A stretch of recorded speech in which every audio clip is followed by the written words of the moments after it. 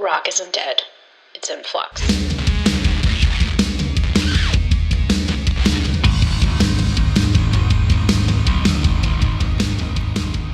Hi everyone, this is Britt with Rock and Flux, and I'm joined by Matt with the band Now After Nothing. We're going to spend some time talking about them and a new album and some new music that they have coming out. So Matt, thank you for being here with me. I'm excited to have you and talk about Now After Nothing. Yeah, absolutely. Thank you so much. So let's just start from the beginning. I know you have some new things coming up, but let's start about how Now After Nothing came about. How did this band, I know you're a dark wave band, so if you can just give me some background on the project. Yeah, so this is basically kind of a big return to music for me after a little bit of a hiatus. I had split up the last band I was in and really was just kind of after a couple of years was just really itching to get out there and start making music again. And yeah, I just got to a point where I just had to get the music out of me again. And as a first step, I kind of opened up some old sessions in Pro Tools, some sessions of songs that I maybe hadn't finished before or just hadn't, really spent a lot of time with, and was listening back to kind of jumpstart me a little bit, and found a lot of really cool stuff that I, kind of forgot that I had written. And originally I was was thinking about doing just like a solo project and was going to play all the instruments and all that. And then as things really started to take shape with the songwriting, I realized I actually started as a drummer. But since my chops are not what they used to be, so I recruited an old drummer friend of mine and said, played him some of the demos, and, he said, yeah, let's do this. Oh, nice. And it's just two of you that are the main members of the band. Is that correct? Correct, yeah. So I'm in the process of getting two other people on board so that we can kind of start the live shows. Okay. And so you started with like some older material. Did you start working with that to kind of renew it and base some new music on that? What was your recording process like? Yeah, I definitely went back to some old ideas that I hadn't finished, because the thought of starting fresh completely from scratch was feeling a little daunting to me. So I needed something that kind of just, set my mind at ease that this was going to be possible again. Yeah, so a lot of it was, some of it was stuff that I had written, going back, even before my last band. I'm kind of a big believer in, the song kind of picks you when it's ready. So a lot of times it was ideas that I've been sitting on for years and just never, for whatever reason, the timing wasn't right for me to finish it. Or I just, like I said, I just didn't have the time to kind of put the energy into it, with my old bands that I needed to. So I had gone back to all these old sessions and found some stuff that I thought was really good. I got rid of a bunch of stuff that was crap. But I found some really good stuff that I was excited about. And then from there, that was enough to kind of really get my juices going again. And I was able to, in some cases, I completely rewrote the entire song from what that original idea was, if it were appropriate to do so. And in some cases, just having, guitars and bass guitars in my hands again, I would just start fooling around, and all of a sudden I had a new riff for something new. And so, yeah, it kind of just took off like that. And like when you were recording, I'm assuming you played most of the other instruments other than drums, right? I did. Okay. So I played all of the bass guitars, all of the guitars, all the keyboards, all the vocals. I have a couple of guest guitar players that I'm pretty excited about that'll be, on a few of the tracks as time goes on and more of them get released. But yeah, the bulk of it was done by me. Cool. What was that kind of like? So when were you in the recording process? And kind of take me to, okay, it's two of you working together. Did you do a lot of that in a room together, or were you kind of like, doing your own thing and then throwing things through email back and forth, or how did the recording process work? Well, in a lot of cases, I had kind of a blueprint for what I envisioned the drums to be. So I would send the songs off to Michael. A lot of times I would say, hey, I really am kind of stuck on this idea, just kind of take the rigidness out of it and give it a human feel. Because most of the time I was just programming it real quick just for demo purposes. But yeah, I would send him an idea. I would kind of give him direction like, hey, this one, I kind of really like how it is. and then other ones I was like, dude, take this and run with it. Do something that what am I missing here? You can take it and do something that I'm not thinking of. So a lot of times it was like that. I mean, we would spend time kind of me with a bass guitar and him on drums, and we would kind of hash a few things out like that. But most of it was really just me kind of sending him an idea, and then he would come back and be like, what do you think of this? And I would be like, dude, that's awesome. Yeah. Thank you. So your background was that you were a drummer. Do you feel like that changes kind of how you look at writing music and recording it and what you maybe focus on in those two different roles? It's almost like Phil Collins, you know what I mean? Because he was a drummer and now he's a singer. So I feel like maybe that gives you a different approach or a different thought on how things are written and recorded.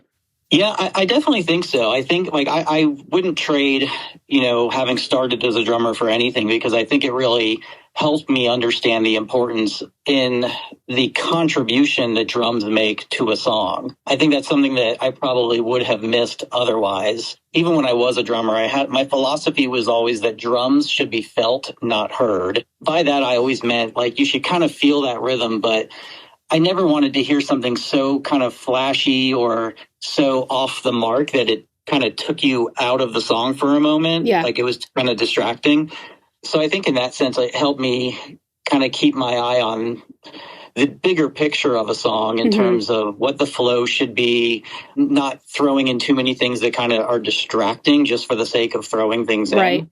And then it was just a natural progression, going from drums to bass, and that it really helped me to lock in the crux of the song as the rhythm section. Because I write most everything on bass to start with, and then get it to lock in with the drums. And then I will add in the guitars and keyboards, and the vocals are kind of like the layers I put on top. Yeah. Do you think that your music tends, I've heard your new song, which is Sick Fix, which I feel is a little bit more rhythmic, especially to start. So do you feel like overall you kind of focus on a more rhythmic sort of focus and sound? Or do you also look at more of melodic components too? Yeah, I probably lean more towards melodic. Sick Fix is probably the heaviest of all the songs that I'll be releasing for this coming year anyway. I love the song. It's really got that rhythmic drive, like you were saying. Yeah. It's one of the things that really, that was one of the earliest songs I actually kind of really pieced together for Now After Nothing. But generally, I tend to go a little moodier, a little, not slow songs, but a little more mid-tempo, whereas Sick Fix is, more on the upbeat side. Yeah, and I definitely can see and hear the Sonic Youth and the Bauhaus influence in that song. Yeah, no, it's all over there, no doubt. It reminds me a little bit of Interpol, a few elements of them as well. So it's a cool song. And can you tell me about what made you choose that as the first one, especially if it is more heavy, than the other songs that you're going to be releasing?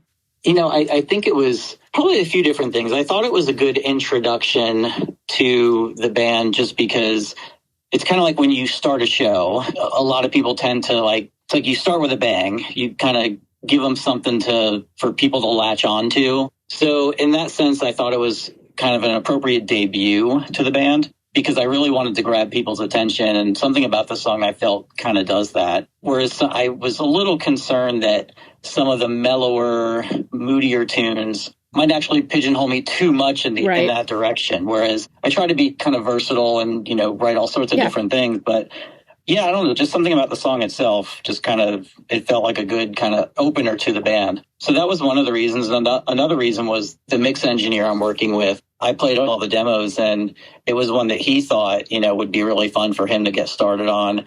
And then it was funny, while I was talking with someone else about the backstory of that song, and I realized that song was kind of in some ways, it was kind of the defining moment for starting this band, because as I said, it was one of these songs that, I literally just had a 27-second clip of a little bass line, just that bass line in the verse and nothing else.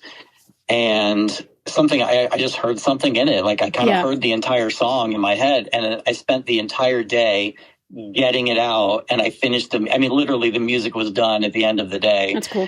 It just seemed like that it was kind of not necessarily the confidence booster I needed, but it was kind of the message I needed to give to myself to be okay, I'm back in this. I can do this again. Right. That's cool. That makes sense. So you mentioned the mixer of that. So are you talking about Carl Glanville? Because he's worked with U2 and Joan Jett and some others. So how did that relationship come about? Yeah, Carl is he's amazing. He's just a fantastic engineer. Yeah. He really is. I just started putting people on a short list, people that I would like to work with and that would be accessible. I mean, I would love to have worked with Flood or, someone like that. And, obviously that wasn't going to be easy for me to even just reach someone like that. But Carl was on kind of my short list, and I reached out to a few different people, and he was one who he came back to me. And he just had these great notes. He just said, without even exchanging anything other than hey, here's a link to these songs. My name is Matt, so on and so forth. He came back and he just was he just gave me really detailed thoughts on what he enjoyed about the songs. And it was almost like he instantly sold me right then and there, because I thought, here's someone who's really going to get what I'm trying to achieve. Yeah. And sure enough, he did. When he sent me back the first mix for Sick Fix, I was floored. I was like, this is exactly what I envisioned it to be. Yeah. And I did all the recordings here at my home studio, and I knew that I had to hand it off to someone else because I was just too close to it at that point. And I'm not, certainly not a mix engineer to the caliber that Carl is. So I wanted to hand it off to someone else and get some fresh ears on it. Yeah. And he just really knocked it out of the park. I'm so happy with his work, and we will be we're already working together on the next few singles. Nice. And then it was mastered by John Davis, who also has done some cool work with Placebo and some other bands too. So I mean, it sounds like you're working with really good people with that, which is great. Yeah, John, again, I kind of started looking around, who could I get to master it? And the thing with getting John was really simple. I just, he had done Battle for the Sun by Placebo when I was sold. I was just and obviously he had a lot of other great credentials behind his name. So I thought, let me send it off to him and see what he does with it. But what's really funny is when Carl and I were trading emails, and he had asked me, who are you getting to master it? And I mentioned John's name, and it was funny because he said, just the day before I had written him, he had said he had asked a friend of his about some mastering contacts in London, and he said the first name that came up was actually John Davis. So, cool. So I knew I was in good hands. Nice. It's always good when things work out like that. So let's kind of talk about your influences. So I think this music is really mainly focused in kind of the dark wave, new wave aspect of things. Is that just the type of music you've always liked growing up and things like that? What made you decide to kind of focus on that style? It wasn't really a conscious decision. I mean, it really was just the music that appealed to me. Yeah. I grew up listening to all sorts of different stuff, and I started playing drums at an early age. But the first time, I really heard Sonic Youth and Sisters of Mercy and Bauhaus. And I was in a band. Back when I was a drummer, I was in a band with a bunch of guys that were a lot older than I, and they were, all listening to that stuff. And, they would throw me CDs, hey, check this out, see what you think. And I, instantly fell for all those bands. That's exactly what I had been looking for my whole life. So when I actually started songwriting, it all just came out of me pretty naturally. It's interesting because earlier you had said that you were kind of worried about if you release some of your other songs first, that it might pigeonhole you. And it's been really interesting for me with starting this podcast and talking to different artists and bands and things like that, because obviously genre always comes up. And we're called Rock and Flux with this, but I really feel that rock music can really be any music. I think that, music streaming now has really changed the landscape of the way people consume and listen to music.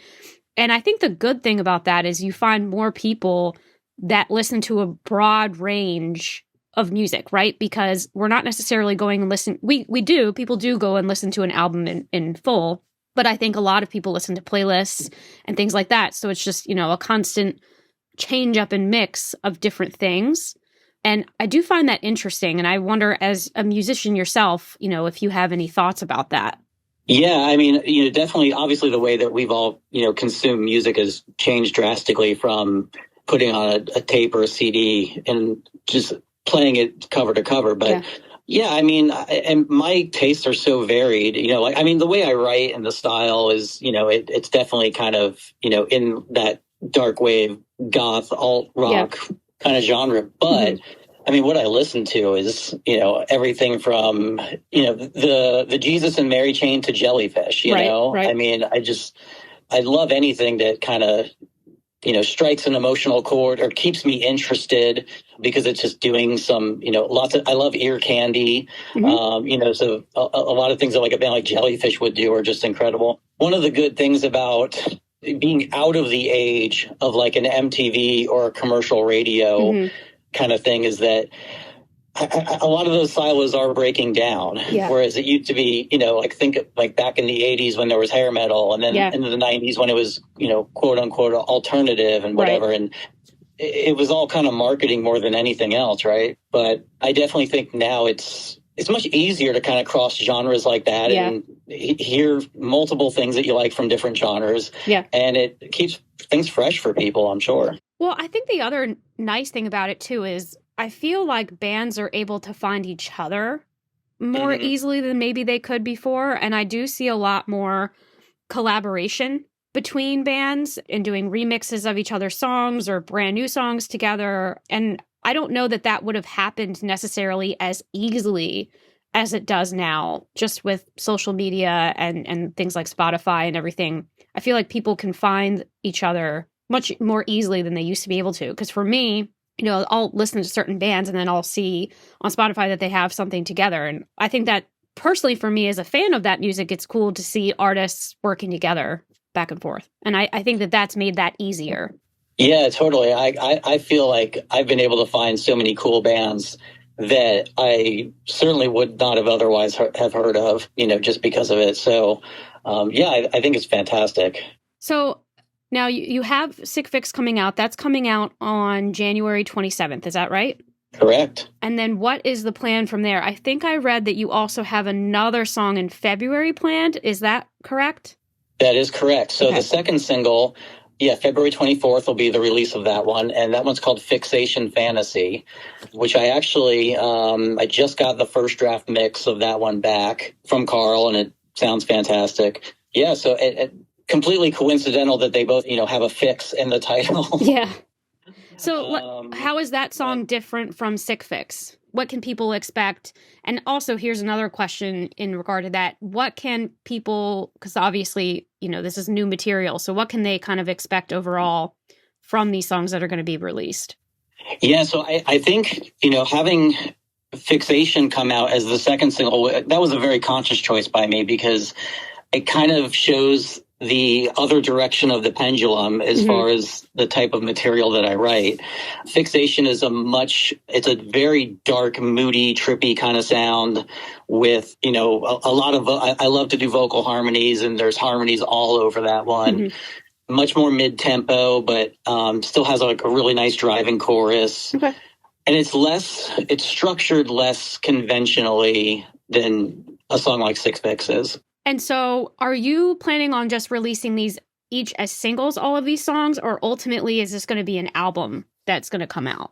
So originally the plan was to kind of, release maybe 3 or 4 singles and then package them plus a few others as an EP. I keep going back and forth on whether or not that's still going to be the plan.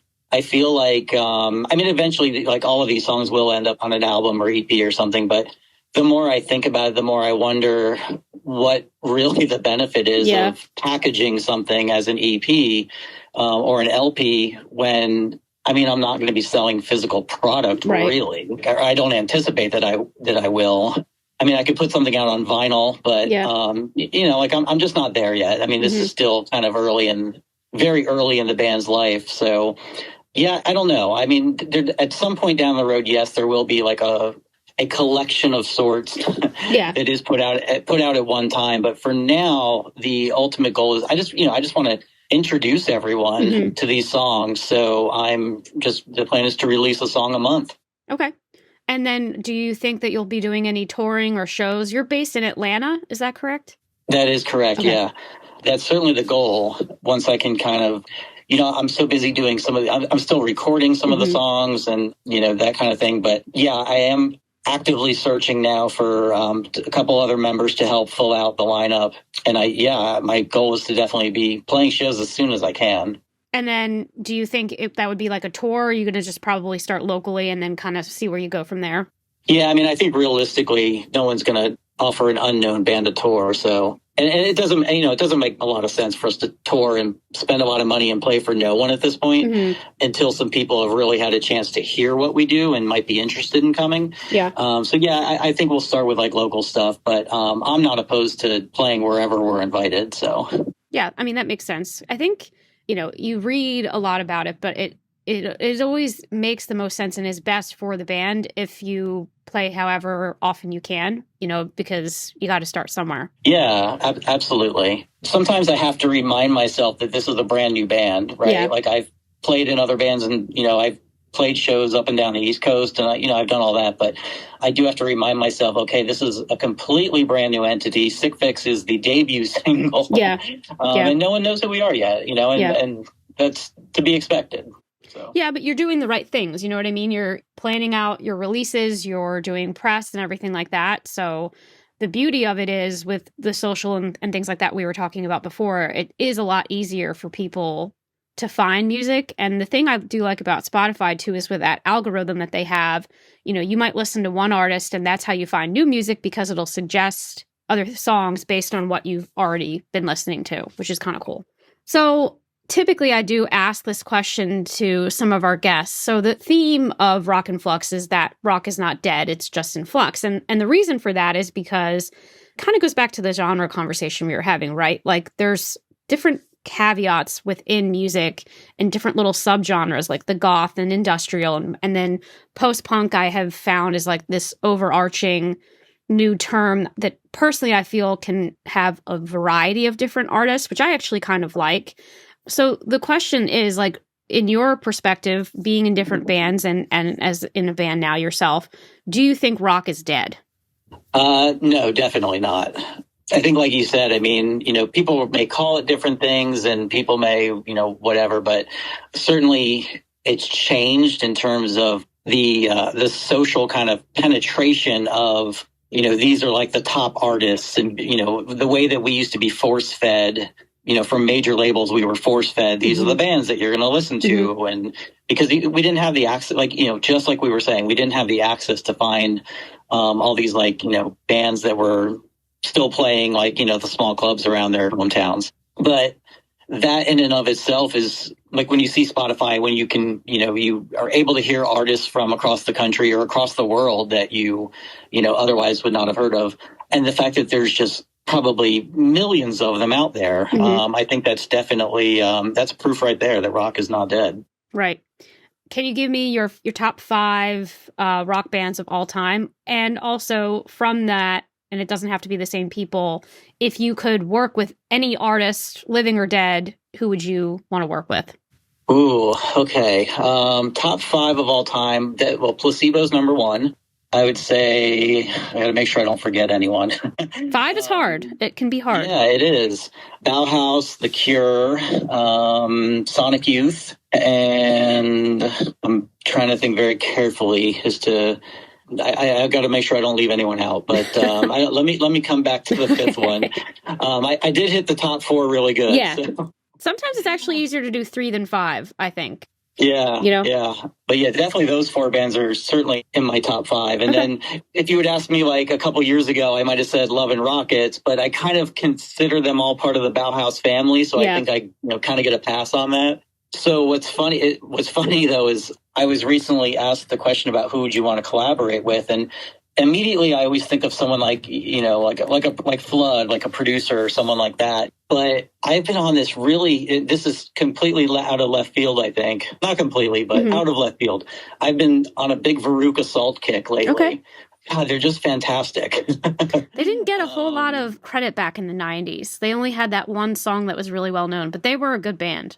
They were a great band. And what I always loved, and I really got into their deeper album cuts. They had some really moody stuff. Their bigger singles were very catchy and, certainly mean that in the best way possible, not as a diss, but as to commend them for it. But yeah, some of their deeper album cuts were just really moody and their harmonies were amazing. And Yeah, I've just been listening to them a lot lately, actually. Cool. So, because the harmonies really appeal to me for sure. Yeah. So my answer to that same question recently was Nina and Louise from Veruca Salt. Cool. But I also had mentioned Adrian Belew because, I mean, the guy's just an unreal guitar player and, any of those people. Okay. It's funny because one of my friends from college actually played bass in Adrian Belew's in his trio band. So there's a connection there. Yeah, she's great. Her name's Julie Slick. Very cool. Yeah. Those are the main questions that I had for you. I really do appreciate you coming to talk with me today. It's been nice to kind of get to know you and hear more about Now After Nothing and what you guys have going on. So I'm excited for it to come out, and I hope to hear more from you all. Yeah, absolutely. Thank you so much for having me. This has been great.